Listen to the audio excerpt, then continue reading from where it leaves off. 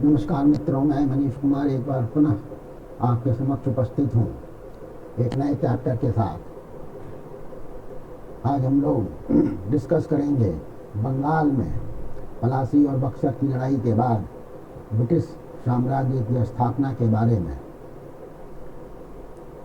ऐसे तो माना जाता है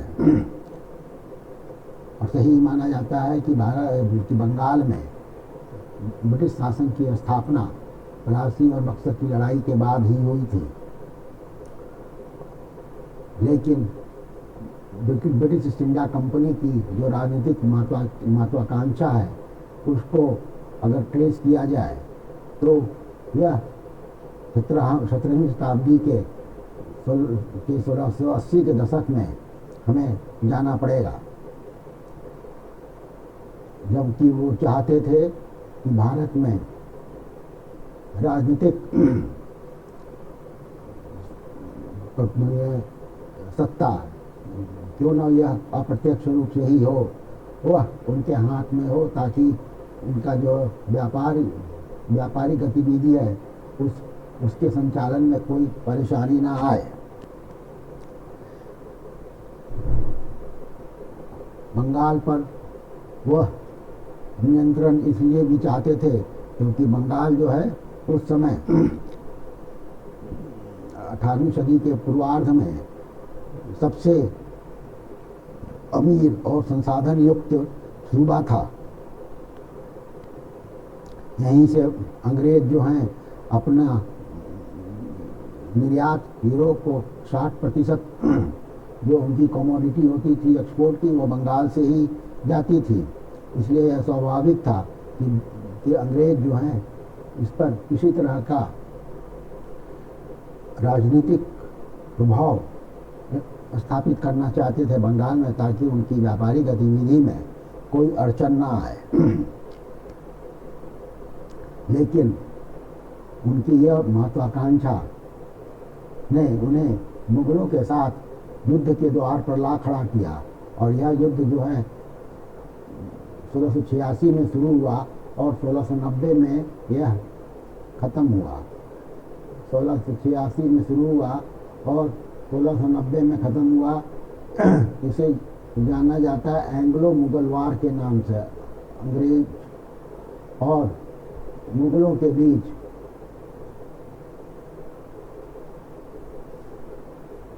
जो वार हुआ, युद्ध हुआ, उसे एंग्लो मुगल वार के नाम से जाना जाता है।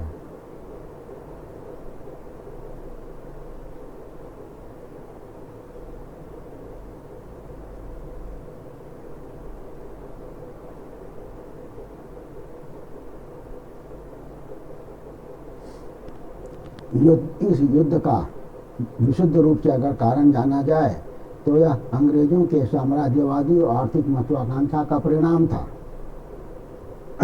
अंग्रेज संसाधन युक्त बंगाल पर बहुत दिनों से नजर गड़ाए हुए थे, और फिर बंगाल की जो भौगोलिक और सामरिक स्थिति थी या रणनीतिक स्थिति थी, उसके महत्व के कारण भी वे चटगांव के ऊपर अधिकार करना चाहते थे, ताकि वो पूरे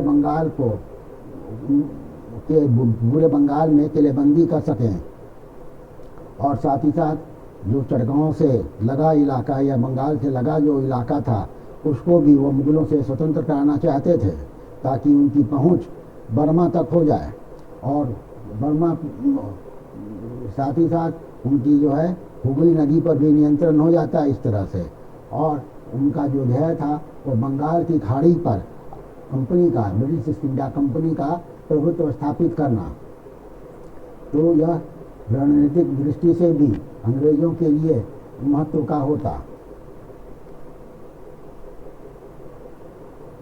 तीसरा जो कारण था बंगाल के ऊपर आधिपत्य करने का अंग्रेजों का, वह था कि 1680 के दशक में उत्तर भारत में जो राजनीतिक स्थिति थी वो काफ़ी अस्त व्यस्त थी, अराजक स्थिति थी वहाँ।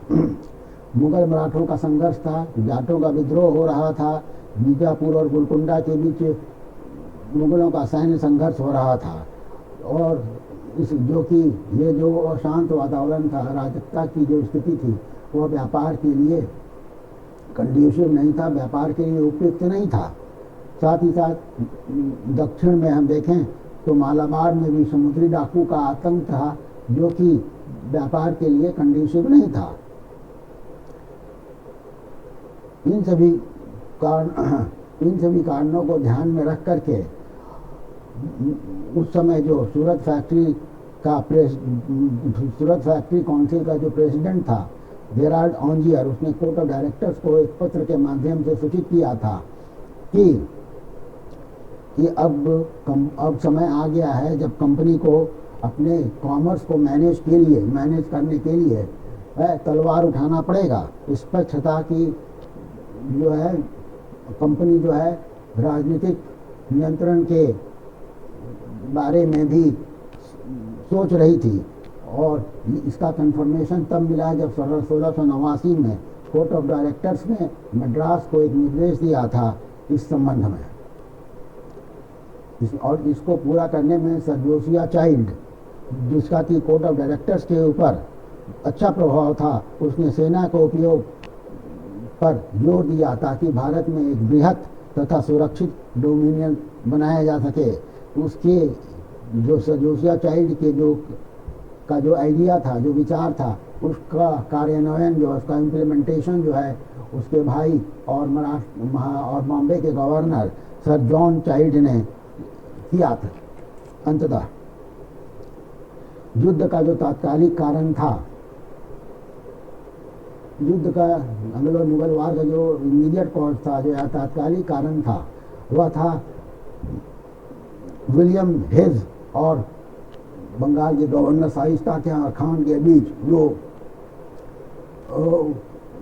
व्यापार को लेकर के और सुविधा जो अंग्रेज जिसकी मांग कर रहे थे, और उस पर जो उनका नेगोशिएशन चल रहा था, जो वार्ता चल रही थी, वो वार्ता जब 1685 में विफल हो गई, और नॉर्थ ईस्ट के साथ ट्रेड में जो उस समय तक 2% टैक्स लगता था, उसको बढ़ा करके जब 3.5% कर दिया गया, तो अंग्रेजों ने इसको इस बढ़े हुए टैक्स को देने से मना कर दिया, और इसके साथ ही दोनों के बीच जो है वार या युद्ध की संभावना बढ़ गई। हालांकि युद्ध शुरू होने के पहले कंपनी ने, ईस्ट इंडिया कंपनी ने ब्रिटिश किंग जो उस समय था जेम्स सेकंड, उसको भी कॉन्फिडेंस में लिया था, और उसने ईस्ट इंडिया कंपनी को यह आश्वासन दिया था कि वह उसका सहयोग करेगा। वास्तव में किंग जेम्स सेकंड ने एक नौसेना की टुकड़ी जो है ईस्ट इंडिया कंपनी के सहायता के लिए भेजी थी। अंग्रेजों का मुख्य उद्देश्य चटगांव के ऊपर अधिकार करना था, लेकिन युद्ध में जो है अंग्रेजों ने मुगलों के पश्चिमी तट पर स्थित बंदरगाहों पर नाकेबंदी तो करने में सफलता प्राप्त की तथा मक्का जाने वाले मुगल जहाज़ों को रोकने में वो कामयाब रहे, लेकिन चटगांव पर उनका अधिकार नहीं हो सका। और जब औरंगजेब ने सैन्य हस्तक्षेप किया इस युद्ध में, तो अंग्रेजों को मुंह की खानी पड़ी। कंपनी की सारी फैक्ट्रियों पर कब्जा कर लिया मुगलों ने, तथा कंपनी सेना के महत्वपूर्ण लोगों को बंदी बना लिया गया। एक बार फिर जो है ईस्ट इंडिया कंपनी फिर से हम्बल पिटिशनर्स के रूप हम्बल पिटिशनर्स बन गई। सर जॉन चाइल्ड को माफ़ी मांगनी पड़ी, उसको माफ़ कर दिया गया, पर जो समझौता हुआ उसके अनुसार अंग्रेजों को 1.5 लाख रुपए हर्जाने के रूप में मुगलों को देना पड़ा। सर जॉन चाइल्ड को बॉम्बे के गवर्नर पद से हटाना पड़ा अंग्रेजों को, और जो भी जहाज मुगलों के कंपनी ने, ईस्ट इंडिया कंपनी ने अपने कब्जे में लिए थे, उसे इन्हें वापस करना पड़ा। यह 1690 में जब युद्ध खत्म हो गया, लेकिन उसके बाद भी अंग्रेजों ने जब हम्बल पिटिशनर्स का फिर से अपना रोल अख्तियार कर लिया, तो उसके बाद 1691 में मुगलों बंगाल के गवर्नर इब्राहिम खान ने यह सहूलियत दी कि प्रति वर्ष 3000 रुपये टैक्स पे करके वो बंगाल में पूरे बंगाल में व्यापार कर सकते थे। उसी प्रकार 1696 में जब शोभा सिंह का विद्रोह हुआ तो उसका लाभ उठा करके अंग्रेज़ों ने बंगाल के गवर्नर से यह अधिकार प्राप्त कर लिया कि वह अपनी फैक्ट्रियों को की किलेबंदी कर सकते हैं। तो फैक्ट्री की किलेबंदी का अधिकार ब्रिटिश ईस्ट इंडिया कंपनी को 1696 में मिला। उसी प्रकार 1698 में कंपनी ने 1200 रुपये दे करके पूर्व जमींदार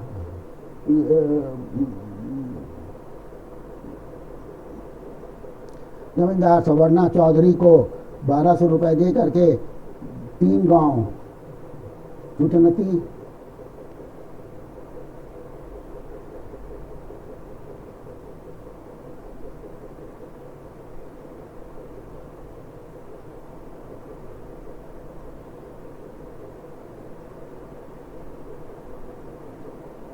गोविंदपुर और कोलिकाता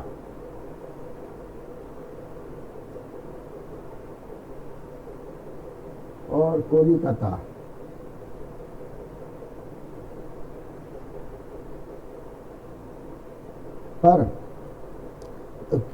कोलिकाता की जमींदारी प्राप्त की। इसके बाद जो महत्वपूर्ण जो संधि मुगलों के साथ हुई वह थी 1717 में मुगल सम्राट फर्रुखसियर ने मुगलों को बंगाल, बॉम्बे और मद्रास में बिना ड्यूटी फ्री व्यापार करने का अधिकार दिया। साथ ही साथ उन्हें सिक्के निकालने का भी कंपनी को अधिकार मिला। इसे रॉबर्ट वॉर्न ने भारत में जो है इसकी तुलना मैग्ना कार्टा से की है। हालांकि ये जो 1717 का जो के फरमान के द्वारा जो उन्हें अंग्रेज़ों को जो सुविधा दी गई थी उससे अंग्रेज़ जो हैं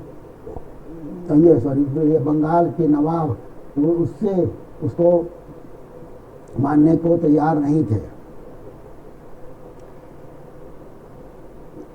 इसके बाद जो है 1717 से लेकर के 1756 तक बंगाल में और कोई बंगाल में जो है अंग्रेज़ों का व्यापार जो है वो सुचारू रूप से चलता रहा था। लेकिन जब 1756 में सिराजुद्दौला बंगाल का नवाब बना तो वह जो है बचपन से ही वह लाड़ प्यार में बिगड़ा हुआ बच्चा था। नवाब बनने के बाद उसने क्रूर तथा निरंकुश व्यवहार से बड़े छोटे सबको नाराज कर दिया था। वह जब नवाब की गद्दी पर बैठा तो सेना में गुटबाजी चरम पर थी और जनता में भी रोष व्याप्त था। इससे उसके यूरोपियन जो आलोचक थे, नवाब सिराजुद्दौला के जो यूरोपियन आलोचक थे वे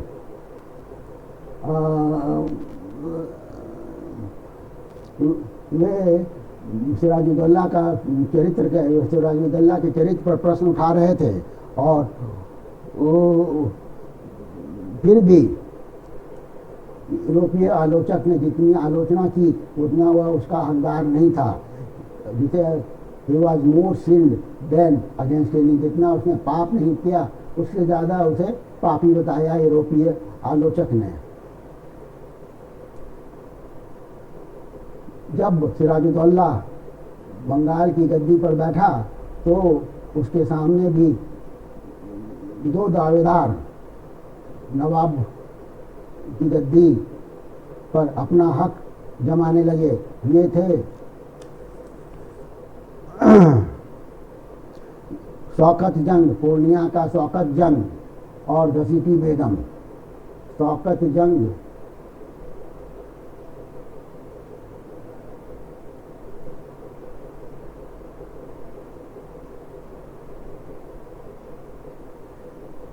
और घसीटी बेगम ढाका की।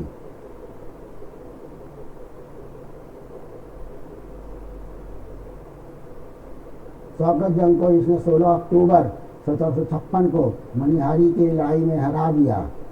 16 अक्टूबर 1756 को मनिहारी की लड़ाई में हरा दिया और इसके पूर्व घसीटी बेगम को पहले ही मुर्शिदाबाद अपने महल में ला चुका था। शौकत जंग एक हिंसक एवं सन की प्रवृत्ति का व्यक्ति था, जिसका कि उल्लेख करम अली की पुस्तक मुजफ्फरनामा में भी मिलता है तथा गुलाम हुसैन की कृति शेर उल मुतखरे, करम अली की पुस्तक मुबारकनामा में तथा गुलाम हुसैन की कृति शेर उल मुतखरे में भी मिलता है।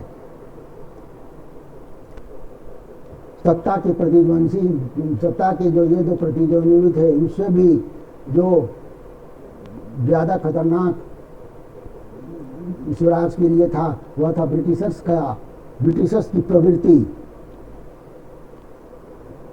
और उनकी महत्वाकांक्षा। अंग्रेजों को यह आभास था कि फ्रांसीसियों के साथ एक और युद्ध होना असंभावी है, इसीलिए वे जो हैं वो फोर्ट विलियम में किलेबंदी कर रहे थे और उसको मजबूत करने के लिए और अपने आप को मजबूत करने के लिए बंदूक वगैरह को दीवारों पर लगा रहे थे।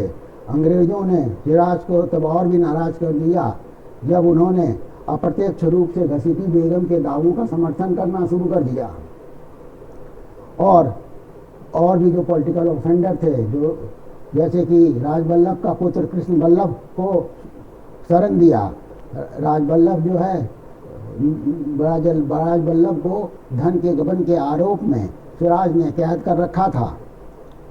इसी प्रकार कंपनी के नौकरों की जो निजी व्यापार थी, जो कि वे दस्तक का दुरुपयोग करके कर रहे थे, उससे भी नवाब को राजस्व का घाटा हो रहा था। नवाब ने कंपनी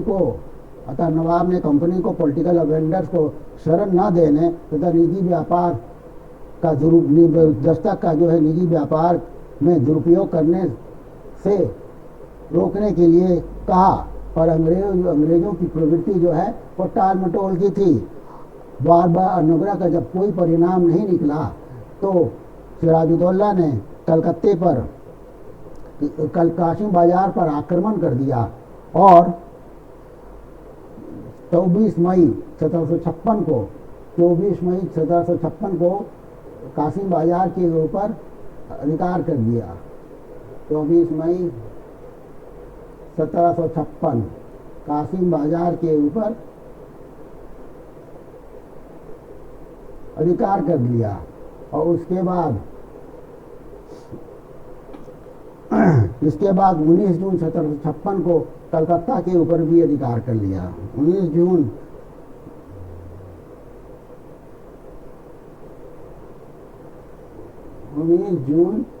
1756 को फोर्ट विलियम पर अधिकार कर लिया।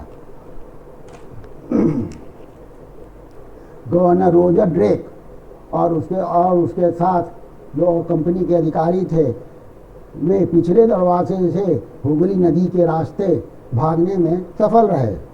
नवाब ने कलकत्ता को मानिकचंद को सुपुर्द कर दिया शासन व्यवस्था देखने के लिए और कलकत्ता का नाम बदल करके अलीनगर कर दिया।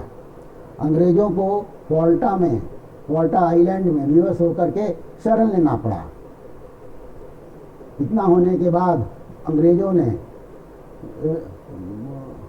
एडमिरल वाटसन और रॉबर्ट क्लाइव को, जो उस समय मद्रास में था, उनको बंगाल सेना की एक टुकड़ी के साथ भेजा। बंगाल पहुंचकर रॉबर्ट क्लाइव ने कलकत्ते के ऊपर अधिकार कर लिया। 9 फरवरी 1757 को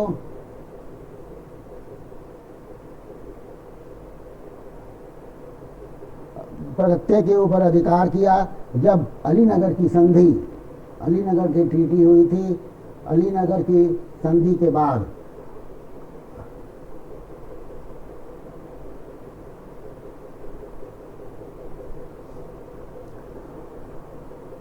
इस संधि ने 1717 के फरमान को फिर से कंफर्म किया बंगाल और नवाब ने कलकत्ते का भी किलेबंदी करने का अधिकार अंग्रेजों को दिया।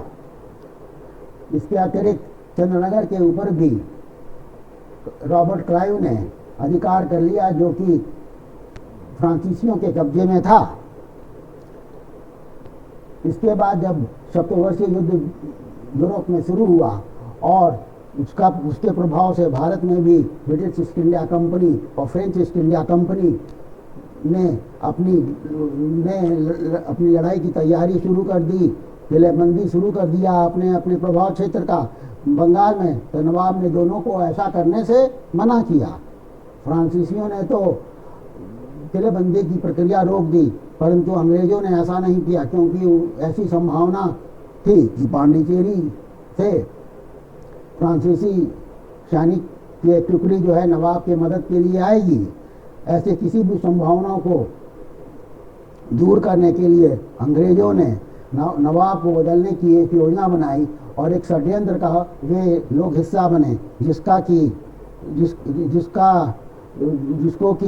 नेतृत्व, उस षड्यंत्र का नेतृत्व जो है कासिम बाजार में इंग्लिश फैक्ट्री के प्रमुख थे विलियम वाट्स, वे कर रहे थे। इस षड्यंत्र में बंगाल के नवाब का पूर्व सेनापति मिर्जाफर जो है उसको इसका प्रमुख बनाया गया था। सिराजुद्दौला ने नवाब बनते ही मिर्जाफर को सेनापति के पद से हटा दिया था और उसकी जगह मीर मदन को सेना की कमान दी थी। इस षड्यंत्र में जगत सेठ फतेहचंद भी सम्मिलित हुआ, राजबल्लभ का पुत्र कृष्ण बल्लभ भी साथ हो गया। इस तरह से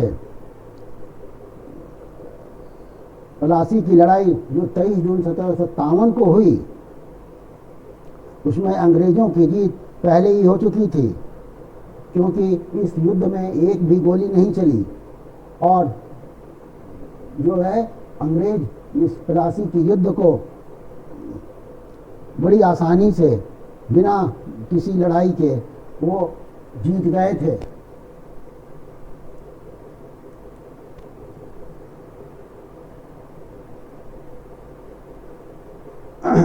इस युद्ध का जो परिणाम था वह अंग्रेजों के लिए काफी महत्वपूर्ण सिद्ध हुआ। प्लासी की हार के बाद भारतीयों की कमजोरी जो है वह उजागर हो गई थी। इस युद्ध ने, इस लड़ाई ने भारत की जो सबसे अमीर और संसाधन युक्त सूबा था वह कंपनी के अधीन हो चुका था। इसके बाद से अंग्रेज जो हैं, अंग्रेजों का और भारतीयों के संबंध में मौलिक परिवर्तन आया। अब अंग्रेज जो हैं वह प्रार्थी नहीं रह गए थे, क्योंकि फेवर के लिए याचना कर रहे थे, बल्कि अब वे डिस्पेंसर और बून हो गए थे। वे लोग अब देने वाले हो गए थे। इस लड़ाई के बाद बंगाल की स्थिति, जो राजनीतिक स्थिति ऐसी हो गई कि वह नेतृत्व विहीन हो गया। इसमें एक चीज और ये जो कहना पड़ेगा कि इसके बाद जो है, इस युद्ध के बाद, इस लड़ाई के बाद अंग्रेजों का जो कॉरेस्पॉन्डेंस करने का तरीका था बंगाल के नवाबों के साथ, वह एरोगेंट हो गया और असर्टिव हो गया।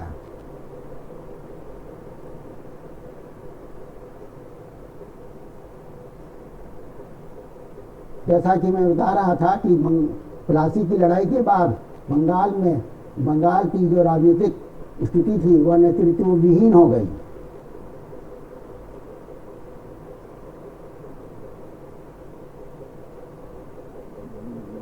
नवाब के पास कोई अधिकार नहीं था।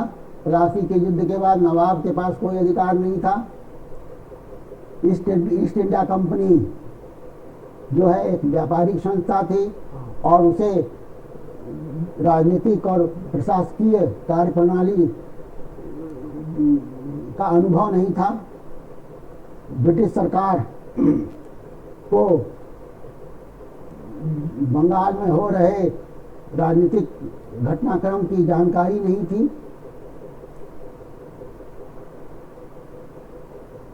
और कंपनी के जो एजेंट थे वे लोग अपने उत्तरदायित्व से बच रहे थे। नतीजा क्या हुआ कि बंगाल की राजनीतिक सत्ता पर एकाधिकार जो है कुछ कंपनी के कुछ अधिकारियों का हो गया और जैसे कि क्लर्क, व्यापारी, वे लोग जो हैं अचानक से बहुत ज़्यादा शक्तिशाली हो गए।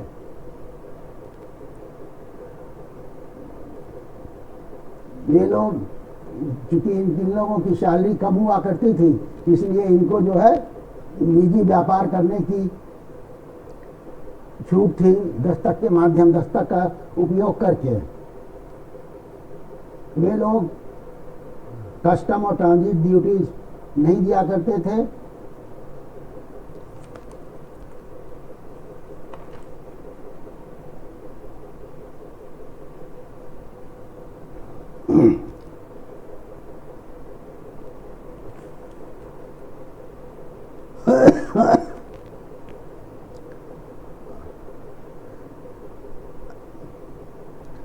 कस्टम और ट्रांजिट ड्यूटी ये लोग नहीं दिया करते थे और अपने शक्ति का उपयोग वे भारतीय व्यापारियों को व्यापार से दूर करने के लिए कर रहे थे।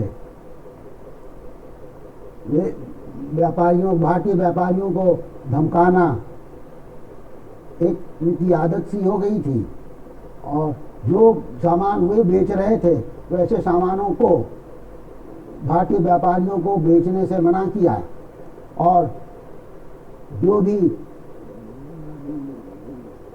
रोजमर्रा की जरूरतें होती हैं, जो प्राइमरी नेसेसरीज ऑफ लाइफ है, जो प्राथमिक आवश्यकताओं, जीवन की प्राथमिक आवश्यकताओं की जरूरतें की चीज़ें हैं, उनके ऊपर उन्होंने कंपनी के नौकरों ने एक अधिकार स्थापित कर लिया था और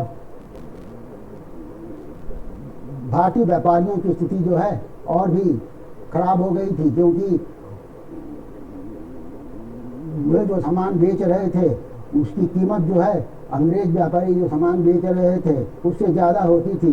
अतः उनका जो है जो गुडविल जो था बाजार में वो ख़त्म हो चुका था।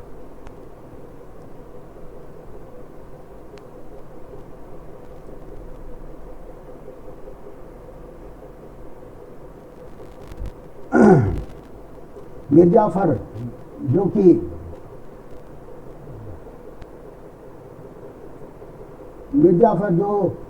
जिसको कि कर्नल क्लाइव का जाकाल भी कहा जाता था, उसे सिराजुद्दौला के बाद बंगाल का नवाब बनाया गया। भाई बंगाल का नवाब प्लासी की लड़ाई के बाद बनाया गया।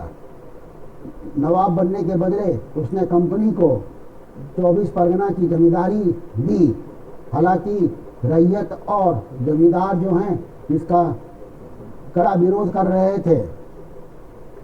फिर उसने हर्जाने के रूप में कंपनी को 2 करोड़ 20 लाख सिक्का किस्तों में देना मंजूर किया। क्लाइव को इसके अतिरिक्त एक जागीर भी दी गई जिसका की वार्षिक आय 30,000 पाउंड था। लेकिन और मिर्जाफर जब गद्दी पर बैठा तो उसी को फर्स्ट रेवोल्यूशन के नाम से जाना जाता है।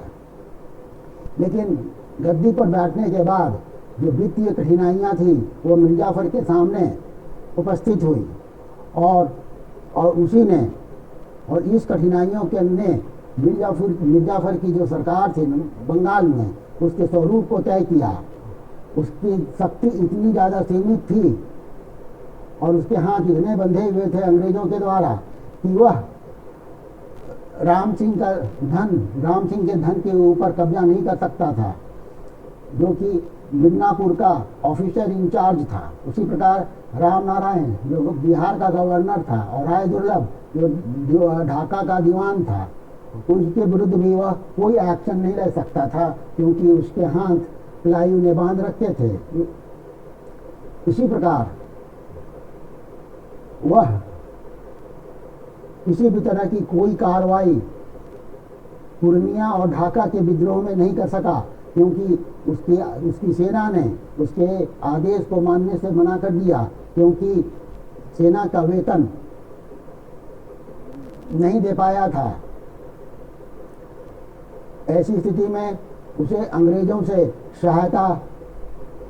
सैन्य सहायता की जरूरत पड़ी, लेकिन जो समझौते के अनुसार, जिसके अंतर्गत वह नवाब बना था, उसके अनुसार अंग्रेजों को सैन्य सहायता के लिए उसे प्रति मंथ हर एक महीना 1 लाख रुपए देने पड़ते। अंत में हार करके, तंग आकर के वह अंग्रेजों के चंगुल से बाहर निकलने के लिए उसने गुप्त रूप से डच के साथ एक समझौता किया, लेकिन क्लाइव को इस तरह के षड्यंत्र का पता चल गया और नवंबर 1759 में उसने डच को बेदारा में हरा दिया।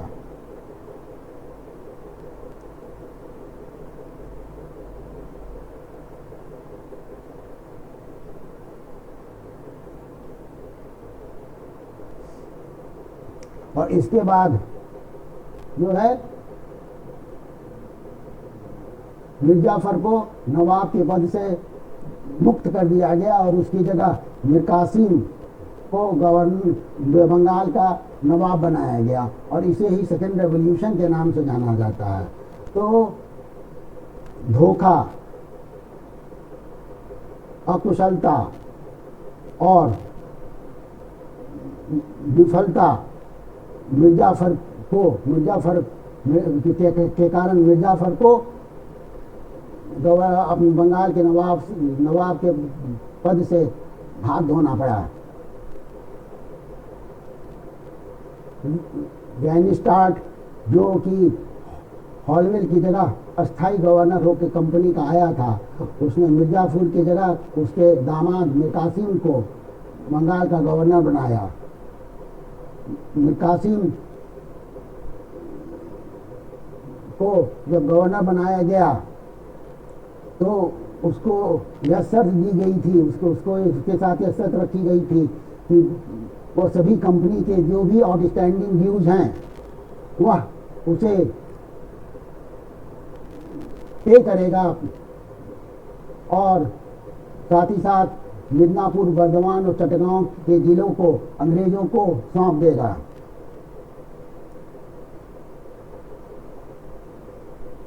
लेकिन मिर्जाफर जब गद्दी पर बैठा तो उसे भी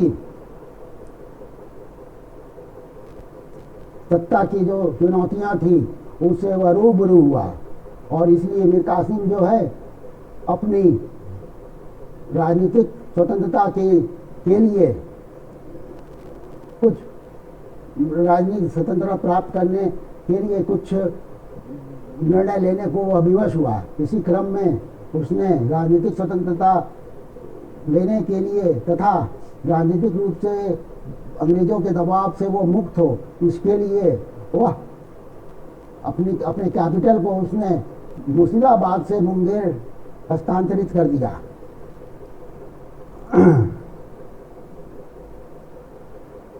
और साथ ही साथ वह अपने आर्मी को, अपनी सेना के आर्मी का मॉडर्नाइजेशन, आधुनिकीकरण और ट्रेनिंग पर उसने ध्यान देना शुरू किया।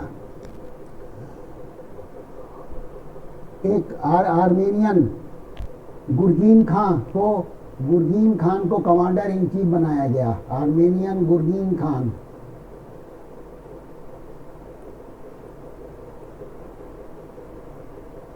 कमांडर इन चीफ बनाया गया, CMC। और एक दूसरा आर्मेनियन वॉल्टर राइनहार्ड को बंगाल की सेना को यूरोपियन मॉडल पर ट्रेनिंग देने के लिए नियुक्त किया गया। एक और आर्मेनियन की नियुक्ति की गई जो कि बंगाल आर्मी को तो खाना चलाने की आर्टिलरी के यूज करने का ट्रेनिंग दे रही थी। इसके अलावा उसे भी पता चला कि किस तरह से बंगाल को राजस्व की हानि हो रही है। बंगाल की ईस्ट इंडिया कंपनी के नौकरों के निजी व्यापार की वजह से जिसका वे दस्तक, क्योंकि वे लोग दस्तक का दुरुपयोग कर रहे थे अपने व्यक्तिगत अपने निजी व्यापार में, और न केवल मिसयूज कर रहे थे, न केवल दुरुपयोग कर रहे थे दस्तक का, बल्कि उन कंपनी के एजेंट और गुमास्ता का जो व्यवहार था नवाब के ऑफिशियल के प्रति, नवाब के अधिकारियों के प्रति, वह बहुत ही दुर्व्यवहार वह बहुत ही गलत था, दुर्व्यवहारपूर्ण था, और मीर कासिम इसको नज़रअंदाज नहीं कर सकता था। एलिस जो पटना फैक्ट्री का प्रमुख था कंपनी का, उसने जब एक आर्मेनियन को गिरफ्तार कर लिया, क्योंकि इसलिए गिरफ्तार किया क्योंकि उसने जो है शॉर्ट पीटर नवाब के व्यक्तिगत यूज के लिए खरीदा था। 1762 में मीर कासिम ने गवर्नर वेनस्टार्ट को एक पत्र लिखा और शिकायत की कि कंपनी के एम्प्लॉई जो हैं किस तरह का दुर्व्यवहार कर रहे हैं बंगाल के अधिकारियों के साथ, और साथ ही साथ उसने जो इनलैंड ट्रेड था, जो बंगाल के अंदर जो व्यापार चल रहा था, उस मुद्दे के ऊपर भी उसने अंग्रेजों को लिखा, अंग्रेजी गवर्नर वेनस्टार्ट को लिखा, लेकिन इसका कोई नतीजा नहीं निकला। जब विरोध और आग्रह फेल हो गया, असफल हो गया, तो मीर कासिम ने बहुत ही बोल्ड स्टेप लेते हुए पूरे बंगाल के आंतरिक व्यापार को ही ड्यूटी फ्री कर दिया सभी के लिए, जिससे कि बंगाल के व्यापारी जो हैं और बर्बाद होने से बच जाएं। इसलिए इसके बाद जो है बंगाल के व्यापारी को कंपनी के जो व्यापारी हैं वो अंडर सेल नहीं कर सकते थे, अर्थात कम दामों पर वस्तुओं को नहीं बेच सकते थे। अब दोनों एट पार हो गए, दोनों बराबर आ गए थे। लेकिन बंगाल काउंसिल की जो बहुमत मेजॉरिटी मेंबर्स थे, उन्होंने नवाब से यह मांग रखी कि इस आदेश को जो इनलैंड ड्यूटीज को जो सख्ती समाप्त कर दिया था मीर कासिम ने, उसको वापस लिया जाए। मीर कासिम ने ऐसा करने से मना कर दिया और धीरे धीरे जो है यह बैटल ऑफ बक्सर में परिणत हो गया। बैटल ऑफ बक्सर में मीर कासिम का साथ अवध का नवाब शुजा-उद-दौला और मुगल एम्परर शाह आलम ने दिया। लेकिन ये तीनों जो हैं इंग्लिश ईस्ट इंडिया कंपनी की सेना के सामने कुछ नहीं कर सके और तीनों पराजित हो गए। कंपनी इसके बाद बक्सर के बाद जो है कंपनी अब एक व्यापारिक संस्था मात्र नहीं रही थी, यह एक जो है कॉमर्शियल रिपब्लिक हो गई थी। अब ये कॉमर्शियल रिपब्लिक हो गई थी।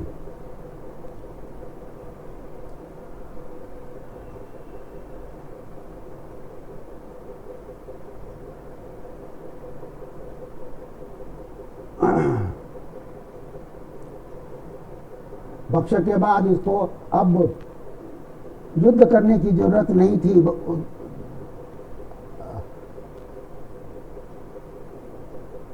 युद्ध करने की जरूरत नहीं थी।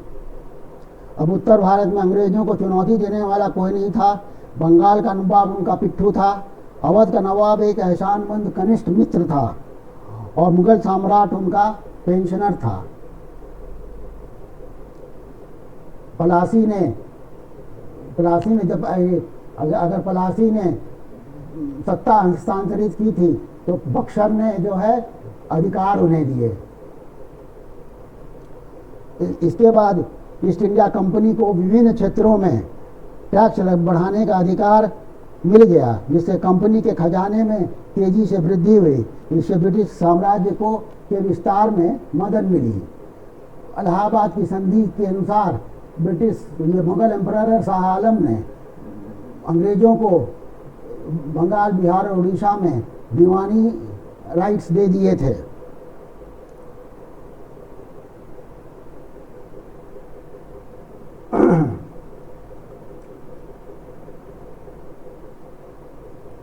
सिल्क, सॉल्टपीटर अर्थात सिल्क, सॉल्टपीटर और विश्व स्तरीय टेक्स्ट कपड़े जो हैं, जो कि बंगाल में इसका उत्पादन होता था, वही अब रेगुलरली जो है बंगाल से यूरोप जा रहे थे। इसके अतिरिक्त बंगाल से मील, चावल, कपास और हैंडीक्राफ्ट भी यूरोप जा रहा था नियमित रूप से। करीब करीब 60% जो है इंग्लैंड का जो इंपोर्ट एशिया से हो रहा था वह बंगाल से जा रहा था।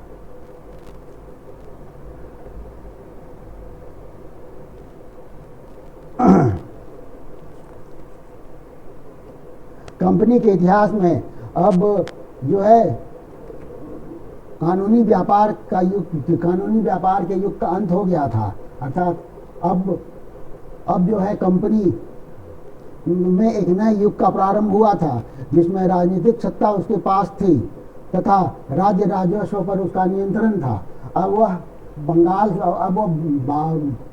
अब ब्रिटिश ईस्ट इंडिया कंपनी को धन की जरूरत व्यापार करने के लिए ब्रिटेन से नहीं लाना था, वह भारत से ही जो धन की जो आवश्यकता थी व्यापार करने के लिए, वह उसे यहाँ से ही मिल जा रहा था।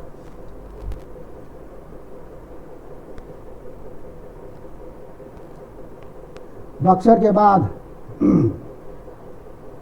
उच्च अधिकारियों जैसे गवर्नर जनरल, काउंसिलर आदि को उपहार स्वरूप काफी धन मिला। जेम्स मिल के अनुसार 1757 से 1766 के बीच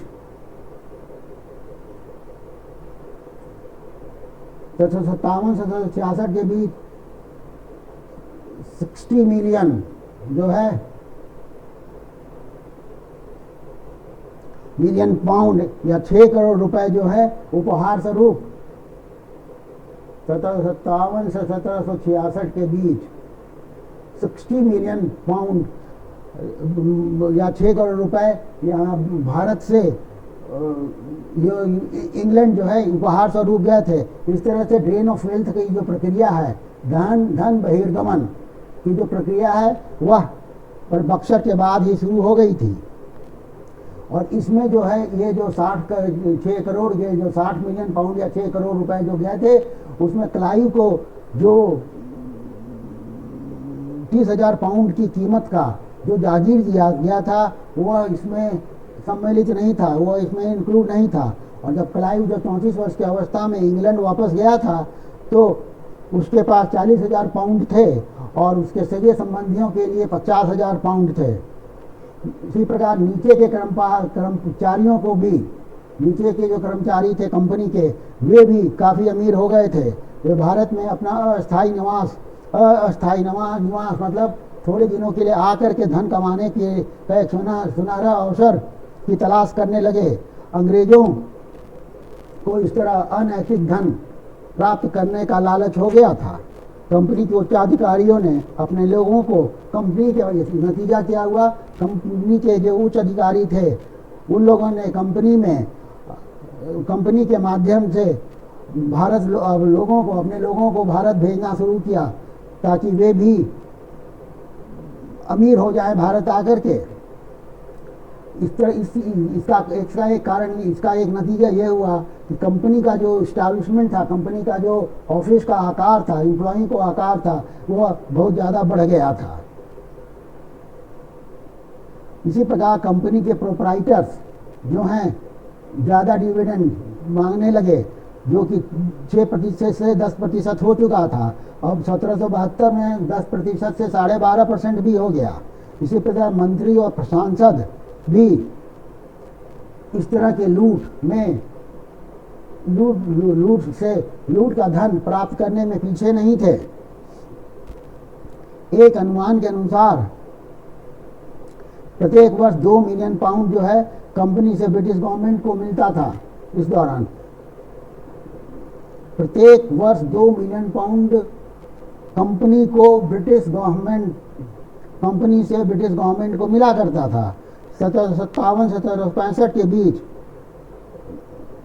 के नवाब के मंत्री वो नवाब कंपनी के इच्छानुसार बदल दिया जाता था और प्रत्येक जब भी ऐसा किया गया कंपनी के अधिकारियों और कर्मचारियों को उपहार स्वरूप धन दिया जाता था।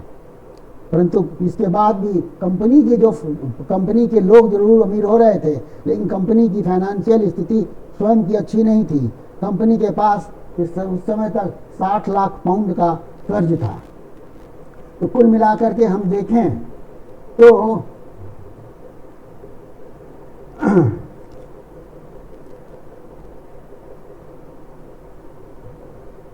प्लासी और बक्सर की लड़ाई ने कंपनी को बंगाल का जो आर्थिक और व्यापारिक शोषण करने का पूरा अवसर दिया, क्योंकि हालांकि वो राजनीतिक सत्ता बंगाल में ईस्ट इंडिया कंपनी ने प्राप्त कर लिया था, लेकिन मूल रूप से ईस्ट इंडिया कंपनी एक व्यापारिक संस्था थी जिसका मुख्य उद्देश्य भारत में व्यापार और वाणिज्य करना था। अब बंगाल में अप्रत्यक्ष राजनीतिक सत्ता जो अंग्रेजों को मिली, उसने इंग्लैंड का जो वाणिज्य व्यापार था उसको और फैसिलिटेट किया। जो संसाधन अंग्रेजों को प्लासी और बक्सर की लड़ाई के बाद मिले, उसका उपयोग उन लोगों ने एज इन्वेस्टर किया और वे लोग भारत के धन से ही भारत के प्रोड्यूस को भारतीय वस्तुओं का जो है निर्यात ब्रिटेन करने लगे। भारत जो है रॉ मटेरियल सप्लाई करने का एक जरिया बन गया, जो कि ब्रिटेन में जो इंडस्ट्रीज उद्योग का विकास हो रहा था, उद्योग का ग्रोथ हो रहा था, उसमें रॉ मटेरियल की जो जरूरत होती थी, कच्चे माल की जरूरत होती थी, उसकी आपूर्ति भारत से हो रही थी। इस बार ये जो इन लड़ाइयों के बाद ब्रिटेन में जो है इंडस्ट्रियल रेवोल्यूशन का मोमेंटम जो है वो तेज हो गया। इस तरह से हम देखते हैं कि पलासी और बक्सर की जो लड़ाई थी वह भारत के इतिहास में इसका जो है दूरगामी परिणाम हुआ। यह न केवल सत्ता का परिवर्तन था अंग्रेज बंगाल के नवाब से अंग्रेजों के हाथ में, बल्कि यह भारत की पूरी आर्थिक व्यवस्था के ऊपर एक चोट था, जिसने भारत के आर्थिक शोषण के मार्ग को प्रशस्त किया। भारत से जो है धन बहिर्गमन या ड्रेन ऑफ वेल्थ की जो प्रक्रिया शुरू हुई, यह 1947 तक चलती रही। इस तरह ये जो है इस चैप्टर का मैं अंत करता हूँ और मैं आपसे अनुरोध करता हूँ कि आपको यदि कंटेंट अच्छा लगा हो तो इसको लाइक कीजिए,